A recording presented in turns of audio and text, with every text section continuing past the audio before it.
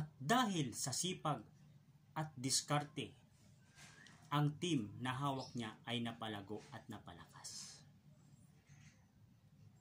At alam nyo ba na halos isang linggo lang siyang naging founder sa team dahil inakyat siya bilang isang co-founder ng Crown.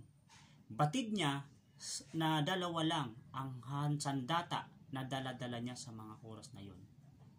Lakas ng loob at talas ng isip upang makasabay at makasurvive sa bagong hamon na kanyang haharapin.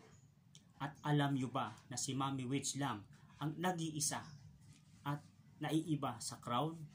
Dahil sa mga panahon na yon, lahat ng mga kasama niya sa Crown ay galing sa isang grupo.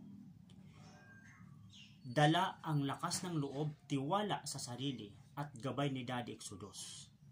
Kaya hanggang ngayon ay may Mommy Witch tayong nagpapatuloy na lumalaban at nagtataguyod sa ating department. Marami na rin ang achievement ang TFT3 department sa tulong ni Mommy Witch. At sa kasalukuyan, si Mommy Witch ang kinikilalang head founder ng TFT3 department. At ngayon, mayroon na tayong sariling YouTube channel at of course, Facebook page sa ating department. At dahil sa tiyaga at pagmamahal ni Mommy Witch, kaya ang TFT department ay nanatiling nakatayo at lumalaban. Maraming salamat Mommy Witch sa inyong kabutihan at saludo kami. At ito ang ating TFT3 Academy.